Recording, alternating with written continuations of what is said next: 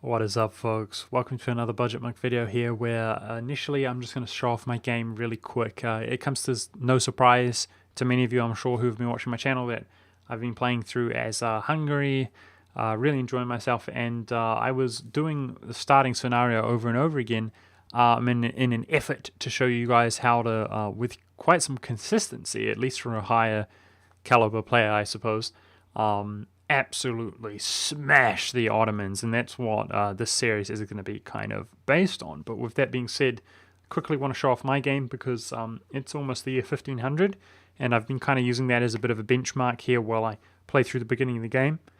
And yeah, this is actually my best game, I would say, so far. Now, as you can see, I do not actually have all of the Ottoman land on the Balkan side, or whether it goes to Venice or not, it looks like it's not going to. But the point is, I've been geographically stronger in terms of having these islands and so on. I do have a little bit of land out here, but it is my subjects that really shine. I actually have the Crimea, Byzantium, and Naples as subjects this time around. So no surprise with Naples, I did do the old trick. I did go for diplomatic ideas, as I was hoping to steal Aragon, just like I did in my Hungarian Emperor game. But it just so happens where Aragon is pretty much deadered, and my intention now, I suppose, is to utilize that reconquest from Naples, which is pretty appealing. And then if Aragon is still alive, I would probably release him as a vassal just for the reconquest. So in my next war against Aragon, I might take out all of that and this island, for example, to release them as a subject. Either way, though, guys, yeah, with the fact that I have Naples in the Crimea and I'm a little bit extended over here to be able to walk directly into my subject's land, and also the fact my diplomacy is very strong, as you can see, and the fact that my economy is doing very well. Sometimes I just got out of a war with Genoa over reconquesting land from the Crimea, and my force limit is quite low, to be fair. So I'm not utilizing that many troops, but my inflation is on the way down as I'm utilizing the bonus from the Pope. I'm doing really well in technology. I'm quite far ahead considering the fact that I'm rushing through my religious ideas. I just completed diplomatic ideas. I'm really far ahead in military, which is absolutely beautiful, by the way. I've been barraging, using the artillery barrage all the time, and that, of course, big shout out to the epic ruler of Hungary. I've been so far ahead since I've got Tech 7. I've made a few cannons, and I just progress well in every siege, and I really love Hungary at the moment because of the fact that you get good rulers and so on. Yeah, so I'm the third ranked great power and fifth in score overall. The fact that Eastern Europe is so fractured here, Poland really went down really quickly all of a sudden in this game, is a good thing for me, as it's more to gobble up and clean up. And what I was actually thinking, because of course I feel like it's quite fitting, one way or another I'm going to try to release Poland and vassalize him. I would like to diplo-vassalize him, but it doesn't look like it's that easy at the moment considering my size, and I'm 81% of the way integrated Byzantium. But regardless, if I could vassalize Poland, feed him all of the Polish culture, and then I guess just for the theme style, I suppose, all of the Ruthenian culture and more, that would be pretty cool, like Hungary and Poland, as I crusade out eastwards with that Deus Vult CB, which I'll have soon enough after I've integrated Byzantium. But definitely really enjoy myself here in this game, and yeah, for those players who are really good, I suppose, especially at absorbing information, my strategy probably will not be too much of a help. Those of you who have seen my other video, as it is somewhat self-explanatory, but yeah, the rest of this video is going to be basically showing you guys how the nation of Hungary, which I would classify in the beginning of the game as a bit of a major power, as in with a little bit of a push and success, they can become a great power quite easily. How you can utilize that nation to absolutely smash the Ottomans, who of course is a great power and quite arguably one of the better nations in the game, with consistency. So I hope you guys stay tuned and enjoy. Alrighty, getting straight into things, boys. What I'm going to go ahead and do is just throw down my rivals. Now, a pro tip, if Austria is rivaling Venice, you know you can have a good little game there, because you can give him land in order to build favors and then call him in against the Ottomans. However, I am going to be turning my army maintenance down, as well as grabbing 150 points from each of the estates. I'm going to go ahead and delete each one of my forts, that's my personal preference, as well as invest my initial money to make sure that we have a disciplined advisor. In my case, I did start with one, however it was +2, which is a bit expensive, better than nothing. Needless to say, we're going to go ahead and take that mission to conquer Wallachia in particular, although it gives you claims on Moldavia. Now this is best achieved if Poland is an available ally, otherwise you have to rival him and build a spy network up to 50%. But with that being said, doing some general diplomacy and building my cavalry up, as I want to have around a 50% ratio of cavalry. That's really where a lot of our shock damage is coming from here in the beginning of the game. So that's exactly what you should be doing whilst you wait for the event to give you your temporary ruler, who of course has amazing stats, which is really nice because you do begin the beginning of the game with 000 in Regency, but that of course allows you to declare wars and get moving. At this stage, when you are ready to declare war, you're going to want to have a look at who it is that the Ottomans are guaranteeing. Now, from my experience, there is an extremely high likelihood that the Ottomans are going to be guaranteeing either Serbia or Wallachia. This is near 100%. In some cases, they have guaranteed both. Now, there was one case that they did not have a guarantee on Serbia or Wallachia, and I will elaborate on what you should do there in the future. But at this stage, guys, if they are guaranteeing Serbia and not Wallachia, you're going to want to annex Wallachia ASAP, because that's going to give you the next mission to give you claims all over Serbia. Now, if they are guaranteeing Wallachia like they are in my case, then that's fine. You're just going to move on to the next phase. And that next phase is quite simple. What it involves is waiting for the Ottomans to go to war. In my case, they attacked Albania, and you're going to actually want to wait a couple months for the Ottomans to kind of commit into their movements, engaging in that war, but also give you the opportunity to turn your maintenance and your fort maintenance up if you require that, then declaring on the target that he actually guarantees, and this way it's going to allow you to circumvent the Ottomans' alliance because he's actually not the leader of the war. Now that's pretty significant because the Ottomans are extremely strong in the beginning of the game with their basically their unit advantage as well as their discipline, etc. And you don't want their generals leading the war and bolstered by the Crimeans, for example. Now ideally you're going to want to stack wipe the target in which you are attacking, and that is going to allow you to pretty much be involved in a 1v1 against the Ottomans. But even if the Ottomans are attacking Jandar and one of his allies out in the east, which is not very powerful, obviously they do not rival the Ottomans very much, that is fine, as they're going to act as a bit of a deterrent.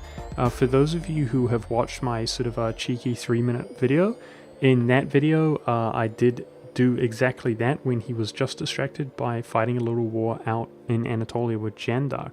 In this case, he is fighting a much more suicidal war going into Albania, who's backed by Venice and Aragon. So you might think that this is going to be easy, and in some ways it is, guys, but I do actually prefer to him to be out in Anatolia rather than walking around in my own land.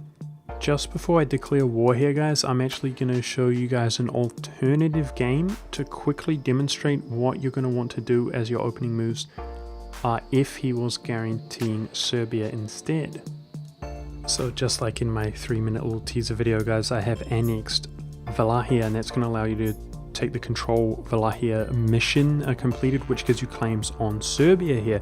So this little fort there that you can see is actually not maintained by Serbia, and that's hugely significant because if you are wise, you can take it within 1 month. Now I just want to warn you guys that if you notice how I waited to take my claims from my mission right before I declared war, and the reason is because I have noticed that just like if you move your troops next to Serbia, he would maintain the fort, he also seems to be threatened by the claims. So you have to be optimal, if that makes sense, by taking the claim just before you attack, as well as only stepping next to his fort, adjacent to his fort before you attack, and that's going to allow you to take that fort within the first month. As you can see, that is now my fort, and it's going to provide bonuses in this war. But notice also that I'm swarming down Bosnia and I'm mass sieging him. If you mass siege Bosnia's provinces as well as sit on his capital fort, which gives you a little bit of, it demoralizes him, that's going to allow you to separate peace Bosnia without even dealing with his troops. In fact, believe it or not, guys, as long as the Ottomans are deterred fighting any other war whatsoever, as long as they're not right in your grill, it's actually advantageous to be declaring war on Serbia, because of the fact within a couple months you own a fort there, which gives you a nice defender's advantage. But also this reason here is you get some war reparations and some money from Bosnia, which is pretty significant, because managing the economy is actually going to be one of the major significant things throughout this war, which will turn into a little bit of a war of attrition. So I hope that smooths things over for those of you who think I am lucky in the sense that I'm attacking Wallachia as opposed to Serbia. If anything, I would say that it is advantageous for him to be guaranteeing Serbia instead of Wallachia, as long as you're confident and deliberate with your initial moves. And speaking of being very deliberate with our initial moves, guys, going back to our initial instance here of our first game, you can see that the Ottomans are fighting a battle in our own territory, and I'm accumulating everything with our discipline, our high cavalry ratio, and our brilliant general.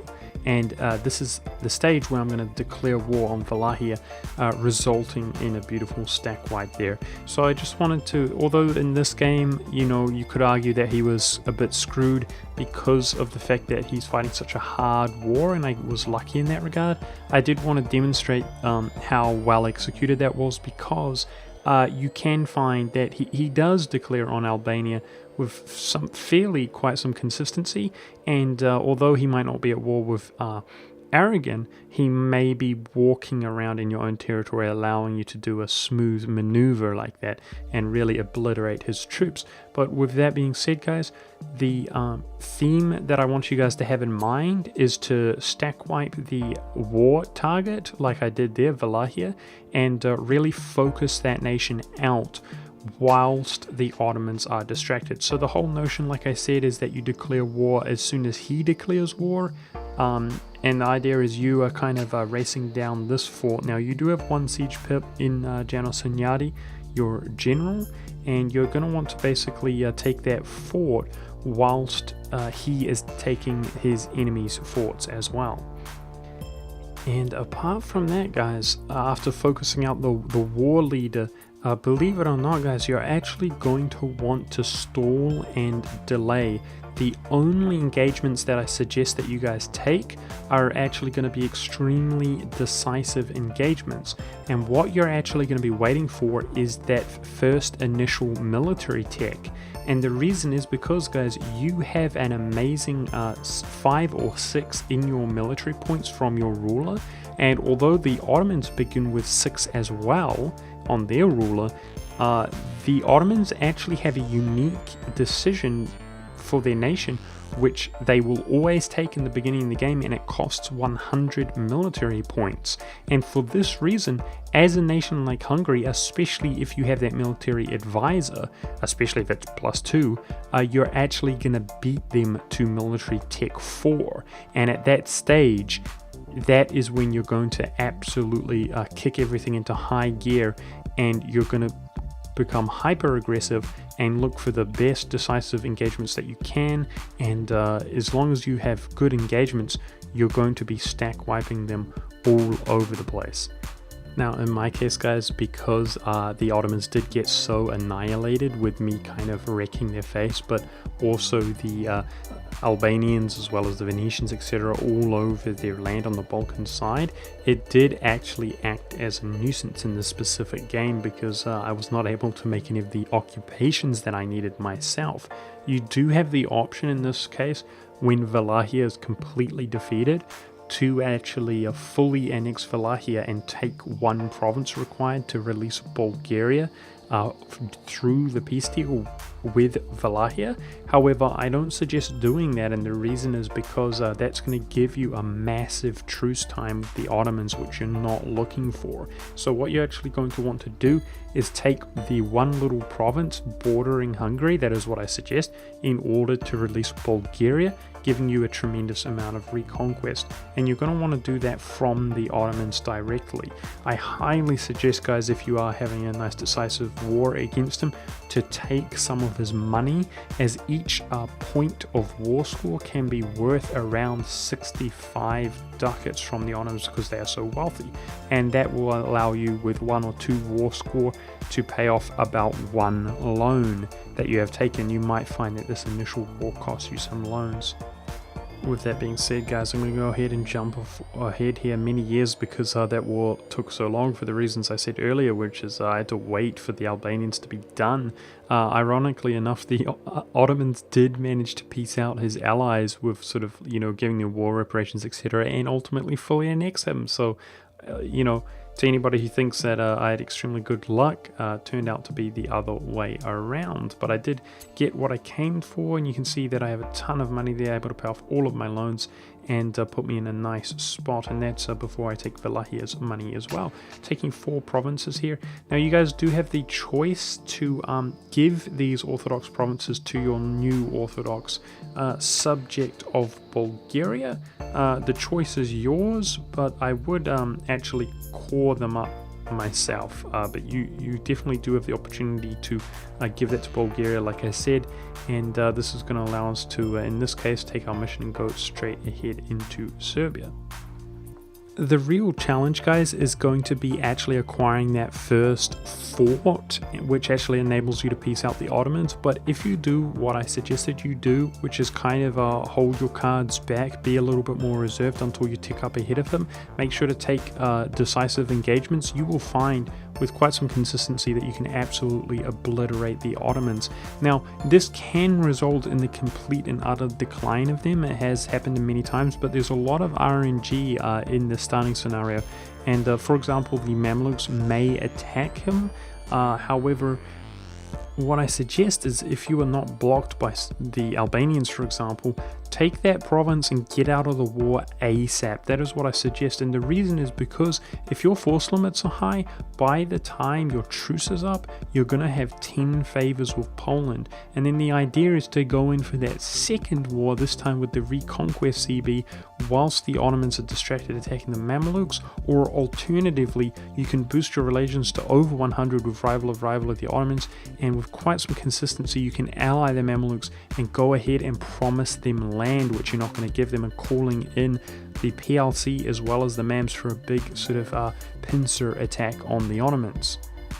After speeding things along here, guys, I'm just showing you my declaration of war here. You can see that I'm bringing in the Mamluks. In my case, the PLC had already begun to decline. It was once again via a coalition bringing them down. I did manage to take Moldavia for myself, emboldening myself after dishonoring the call, but yeah, myself and the Mamelukes combined did manage to defeat the Ottomans. However, this war was actually difficult. So in my game here, which happened to turn out to be my better game as Hungary so far, it was really quite challenging, and I did do a lot of sort of the brute forcing myself. But I do highly suggest, guys, that you try out this strategy of just beginning to undermine the Ottomans ASAP. They are at their weakest initially, in my opinion, and there is a tremendous amount of RNG, like I showed in my little 3-minute teaser video of my tribute to Hungary.